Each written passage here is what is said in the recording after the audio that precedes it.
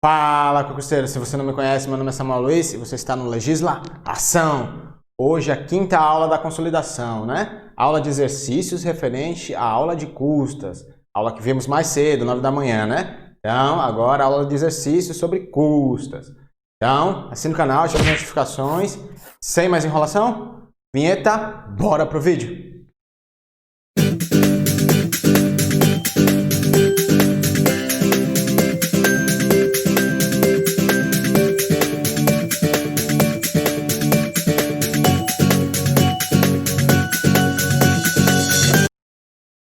Concurso Tribunal de Justiça, Estado do Rio de Janeiro, Consolidação Normativa, aula 5. E vamos ver, né? Os exercícios aqui vão ser sobre o quê? Exercícios sobre custas, né? Então, bora começar. Questão 1. De acordo com a Consolidação Normativa da Corregedoria Geral de Justiça, é incorreto o que se afirma a respeito das custas judiciais. A. O recolhimento das custas, emolumentos e da taxa judiciária e acréscimos legais devidos em caso de paralisação total ou parcial da instituição bancária será feito no primeiro dia da normalização do serviço. B. Em qualquer hipótese, as custas devidas deverão ser pagas antecipadamente à prática do respectivo ato, ressalvada a gratuidade de justiça e os casos previstos em lei. C. O servidor remunerado pelos cofres públicos receberá diretamente a importância destinada ao pagamento de custas, emolumentos e da taxa judiciária, salvo expressa determinação legal.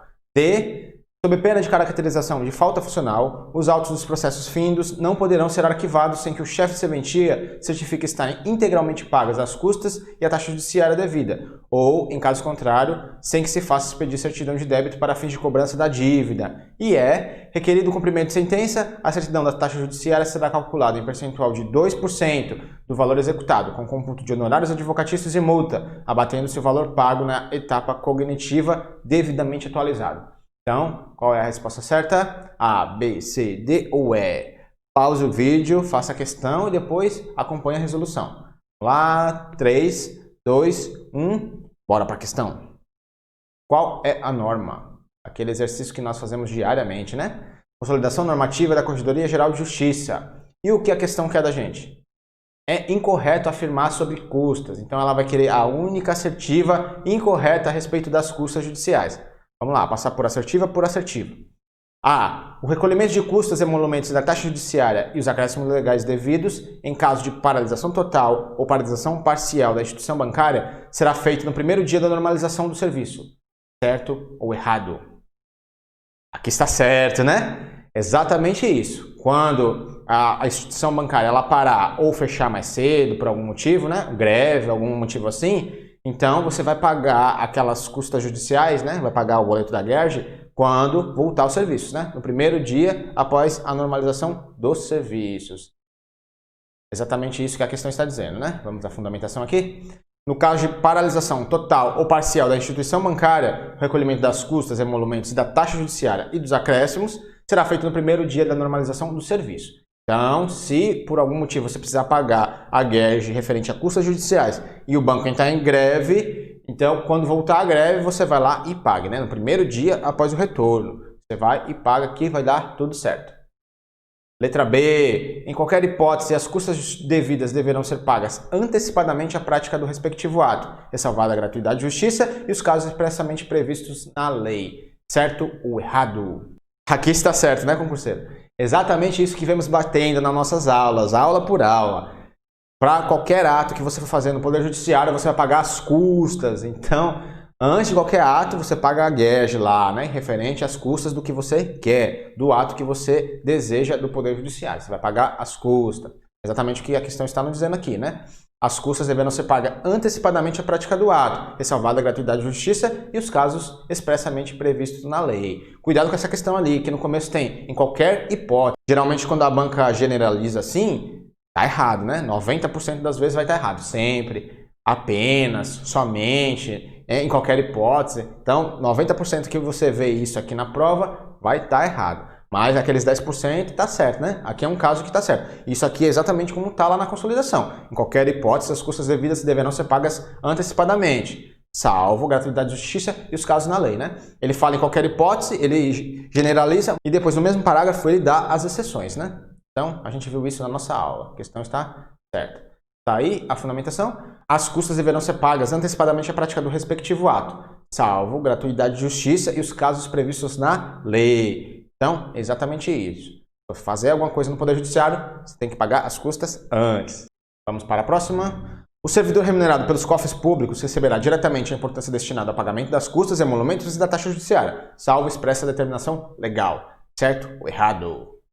Aqui está errado, né? Tem uma pegadinha aí. Você não vai receber dinheiro lá na serventia. Cuidado com isso. Você não vai poder receber dinheiro diretamente na serventia. Isso aqui é a pegadinha da questão, né? Aqui a banca está querendo pegar você. Lá você vai fazer apenas a comprovação que a parte pagou, né? Pagou o quê? A GERJ lá, com as referidas custas e taxa, né? Mas você não vai pegar no dinheiro. Cuidado, você pode responder por isso, hein? Vamos lá. Está errado. Vamos à fundamentação. Constitui falta grave o servidor receber diretamente a importância destinada ao pagamento de custas, emolumentos e da taxa, salvo os casos previstos na lei. Então, a lei vai dizer os pouquíssimos casos que devem ter por aí que você pode receber lá. Mas, em regra, você não vai receber dinheiro lá na serventia. Cuidado com isso. É falta grave, você pode responder um PAD, né? Ser demitido. Então, cuidado quando você estiver trabalhando lá no Poder Judiciário. Então vamos lá, sabemos que a C é a resposta nossa assertiva, que é incorreta, mas vamos passar pelas outras mesmo assim. Elas estão corretas, mas vamos ver uma por uma. D. Sob pena de caracterização de falta funcional, os autos do processos findos não poderão ser arquivados, sem que o chefe de serventia certifique estarem integralmente pagas as custas e as taxas devidas, em caso contrário, sem que se faça expedir certidão de débito para fins de cobrança da dívida. Certo ou errado? Está certo, né? Nós sabemos. Por que está certo? Realmente, quando ele for arquivar, ele não vai poder arquivar processos que tenham débitos, né? Então ele vai fazer o quê? O chefe de serventia vai se certificar que o processo não tenha débitos. Ele vai analisar o processo lá, ver se tem débitos ou não. Se não tiver, ele certifica e arquiva.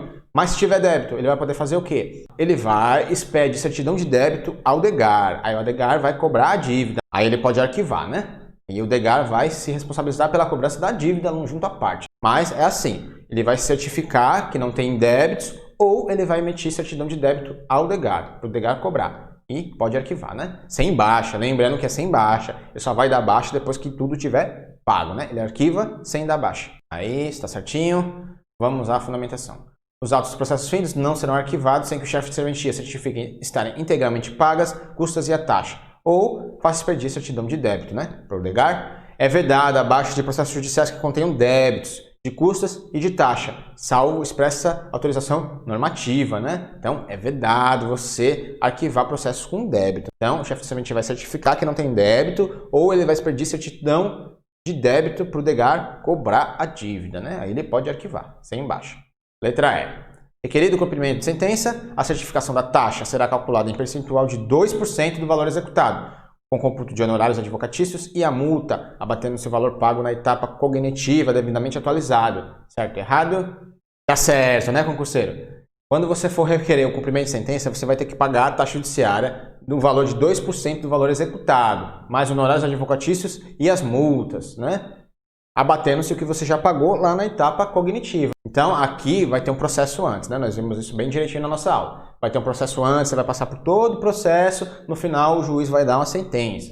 Após isso, você vai requerer o cumprimento de sentença. Aí você vai ter que pagar novamente, né? 2% do valor executado, mais honorários e multa, né? Abatendo-se o que você já pagou lá na etapa inicial, né? Na etapa cognitiva.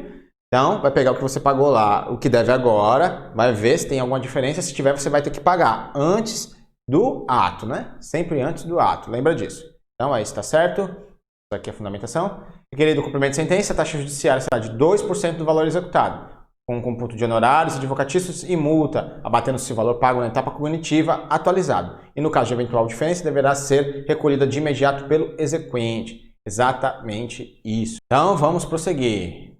Resposta C, né? Da primeira. 2. De acordo com a consolidação normativa da Corregedoria Geral de Justiça, qual assertiva traz a única afirmação correta a respeito das custas judiciais? A.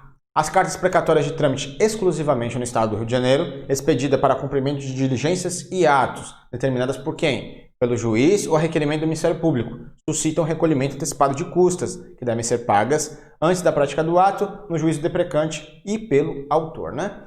B. As custas referentes aos feitos judiciais de competência originária no primeiro grau de jurisdição serão sempre pagas antecipadamente. C. Nos feitos ajuizados na Justiça Estadual do Rio de Janeiro, em que sejam autores e réis, União, Estados, DF, deverá ser verificado se consta declaração idônea que comprove que tais entes praticam a reciprocidade, a isenção da taxa judiciária em favor do Estado do Rio de Janeiro. Nos feitos ajuizados em que sejam autores e réis quaisquer municípios do Brasil, deverá o município, para usufruir do benefício, comprovar no momento da distribuição da ação judicial a existência e eficácia de lei municipal que configure igual tratamento tributário por parte do município requerente ao Estado do Rio de Janeiro.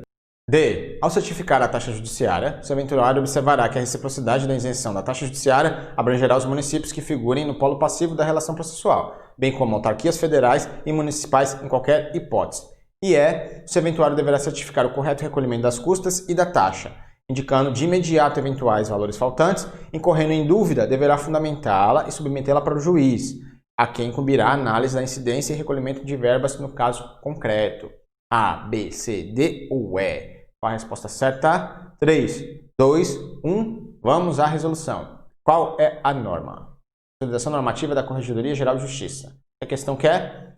Ela quer a afirmação correta sobre custas judiciais, né? Então, vai haver uma questão certa e 4 erradas. Vamos uma por uma. A. As precatórias de trâmite exclusivamente no Estado do Rio de Janeiro, expedida para o cumprimento de diligências ou atos processuais determinadas de ofício pelo juiz ou requerimento do Ministério Público, suscitam recolhimento antecipado de custas, que devem ser pagas antes da prática do ato no juízo deprecante pelo autor. Certo ou errado? Tá errado, né, concurseiro? Isso aqui é uma disposição errada. Em regra, realmente, você vai ter que pagar as custas e a taxa antes da prática do ato, né? Aqui é uma exceção, né? Vamos lá. As cartas precatórias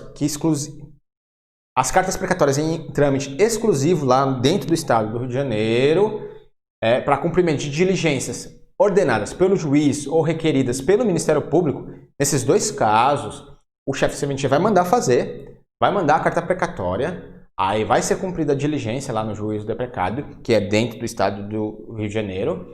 Quando voltar, né, quando o juízo deprecado, a serventia do juízo deprecado, certificar o cumprimento da diligência, quando já tiver tudo cumprido, bonitinho, aí você vai lá e paga, sim, a taxa ou as custas lá no juízo deprecante, né? Então, você vai pagar quando? Depois da prática do ato. Nesse caso aqui, né? Quando ordenada pelo juiz ou requerida pelo Ministério Público. No caso da precatória, né? Em trâmite exclusivo no Estado do Rio de Janeiro. Se for para outro estado, obviamente você vai pagar antes, né? Mas isso é uma peculiaridade ali das cartas precatórias que tramitem ali no Estado do Rio de Janeiro, né? Então, está errada. Vamos à fundamentação. As cartas precatórias de trâmite exclusivo no Rio de Janeiro para cumprimento de diligências ou atos processuais, por determinação do juiz ou do Ministério Público, não suscitam recolhimento de custas, que deverão ser pagas pelo autor após o cumprimento e a devolução no juízo deprecante. Então, você só vai pagar após cumprido a diligência, né? Lá no juízo deprecante você vai pagar. Então, essa não é a resposta da nossa questão, né? A questão que é a única assertiva certa. Vamos lá. B. As custas referentes aos feitos processuais de competência originária do primeiro grau de jurisdição serão sempre pagas antecipadamente. Certo? Ou errado? Aqui tá errado, né? Vimos ali o sempre. 90% das vezes que você vê sempre, apenas, exclusivamente, né? Tá errado. Mas vai ter os casos que estão certos, como nós vimos na outra assertiva, né? Mas aqui tá errado, né? Esse sempre aqui não é. Tem as exceções na lei. Vamos lá, fundamentação. As custas dos feitos judiciais de competência originária no primeiro grau de jurisdição serão pagas antecipadamente, né? Essa é a regra. Exceção, aqui as exceções da lei, né? Da consolidação, da lei, são exceções. Exceção, interesse for beneficiário de assistência jurídica gratuita. Isso aqui, se ele for assistida pela Defensoria Pública. Ou houver autorização normativa em contrário, né? Tem uma norma que diz que ele vai ser isento. Ou deferido pelo juiz, no caso de urgência, ou quando não houver expediente bancário, ou ele já tiver encerrado. Aí você não vai pagar, você vai esperar o outro dia, aí vai pagar. E também no caso de custas e da taxa nos juizados especiais estaduais. Lá no âmbito do juizado especial, no primeiro grau de jurisdição, você não paga nada. Você vai pagar só se impetrar recurso lá para as turmas recursais. Aí você paga tudo que deixou de pagar lá no começo, né, da ação. Então aí está errado também. Vamos lá, letra C. Aqui é uma questão grande. Então vamos parte por parte. Você destaca as partes principais, depois resolve. Vamos à primeira parte. Nos feitos ajuizados na Justiça Estadual do Rio de Janeiro, em que sejam autores e réis a União, Estados, DF, deverá ser verificado se consta declaração idônea que comprove que tais entes praticam a reciprocidade de isenção da taxa judiciária em favor do Estado do Rio de Janeiro. Isso é certo ou isso é errado? Primeira parte aí, hein? Está errado, concurseiro. Tem uma pegadinha ali, nós batemos isso na nossa aula. Res não. Só no polo ativo, só autores, né? Vamos lá. Esse é o erro aí. A questão já está errada, né? Mas vamos prosseguir. Nós vimos na nossa aula que União, Estados e o DF, eles vão ter reciprocidade sim. Se eles também praticarem reciprocidade com relação à isenção da taxa. Então, aqui está errado já. Res não. Somente no polo ativo, só quando elas forem autores. Vamos lá, mas vamos continuar. Nos feitos ajuizados em que forem autores e réis quaisquer municípios do Brasil, deverá o município, para usufruir do benefício, comprovar no momento da distribuição de cada ação judicial a existência e a eficácia de lei municipal que configure igual tratamento tributário por parte do município requerente ao Estado do Rio de Janeiro. Certo? Errada essa parte? Tá errada também, né? De novo a gente viu o réu ali. É só quando eles forem autores, né? Então, os municípios também, qualquer município do Brasil vai ter isenção da taxa se ele comprovar a existência e eficácia de lei que comprove a reciprocidade. Mas só quando eles forem autores. Não, quando eles forem demandados, não. Quando eles estiverem no polo passivo, não. Só quando eles forem autores, polo ativo. Então, aí está errado de novo. Vamos à fundamentação. Isenção da taxa judiciária nos feitos em que forem autores, União, Estados e o DF. Deverá ser verificado a reciprocidade, né? Que eles praticam a reciprocidade, a isenção da taxa judiciária em favor do Estado do Rio de Janeiro. E nos feitos que forem autores quaisquer municípios do Brasil, deverá comprovar a existência e a eficácia de lei municipal que configure igual tratamento tributário, né? Que dê isenção da taxa judiciária ao Estado do Rio de Janeiro. Então, tá mais uma errada aí. D. Ao certificar a taxa judiciária, o serventuário observará que a reciprocidade da isenção da taxa judiciária abrangerá os municípios que figurem no polo passivo da relação processual, bem como autarquias federais e municipais em qualquer hipótese. Certo? Errado? Aqui está errado, né? Nós vimos ali em cima. Só no polo ativo, só quando eles forem autores. Vale para município também. Então isso aí está errado. Está falando que ali polo passivo, não é polo passivo. Só no polo ativo, só quando eles forem autores, né? Tem dois errinhos aí. Então vamos à fundamentação. A isenção da taxa judiciária em reciprocidade não abrange municípios no polo passivo. Não abrange. Só no polo ativo, sempre no polo ativo, né? E também não abrange autarquias federais e municipais, em qualquer hipótese. Não vai abranger autarquia federal nem municipal. A isenção não pega elas.